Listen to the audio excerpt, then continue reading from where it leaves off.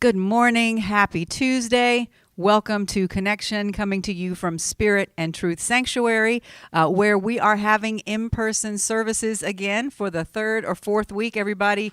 Yay! I am loving seeing all of the beautiful faces in person, also sending love to everyone who is joining us online.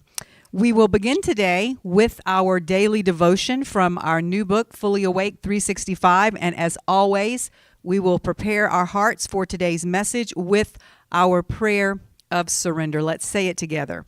Spirit of truth, carry me where you will. Bring to me what you will. Take from me what you will. Awaken in me what you will. The Christ man is around me. The Christ mind is in me, the Christ power flows through me, and the Christ mystery exists as me. I believe it, I perceive it, and now I receive it. I am surrendered. Amen. And so it is. Okay, let's go straight to today's affirmation, which is, I will stop and think before reacting to hurtful comments or actions. The title of today's devotion is Feeling Hurt by Others, which is something we can all relate to. But as we read a few days ago, I think it was last Friday's devotion, we always have the choice to either react or respond. And responding is always the better option. Why? Because responding is based on information from both the conscious and unconscious mind, whereas reacting is always driven by the unconscious or subconscious mind by itself. And responding also takes into consideration the well-being and long-term effects on you as well as on others.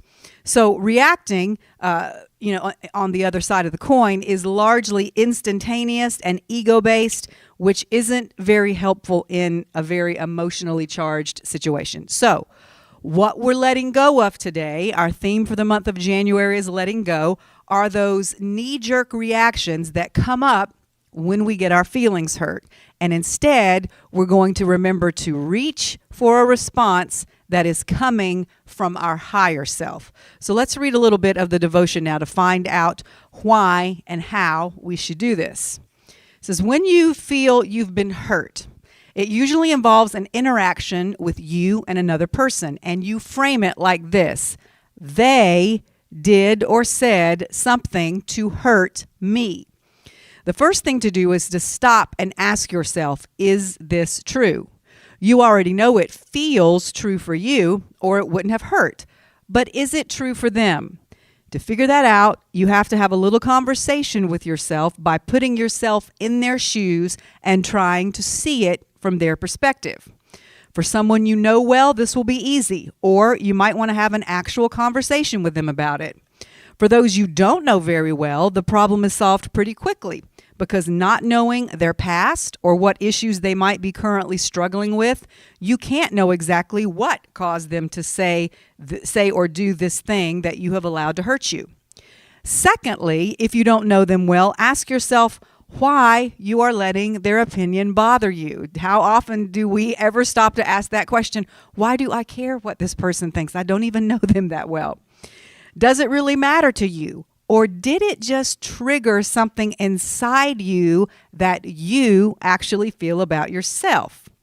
If this is the case, you'll know there's an issue that needs to be dealt with, but it is no longer between you and them.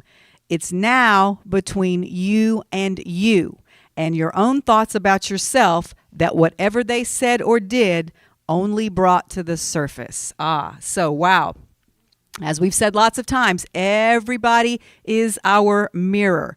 And as we talked about a few weeks ago, we need to learn to use our less than comfortable interactions with others as grist for our own, for the mill of our own awakening. And as we said last week, nothing, even no matter how you receive it in the moment, nothing is ever happening to you. It is only happening for you.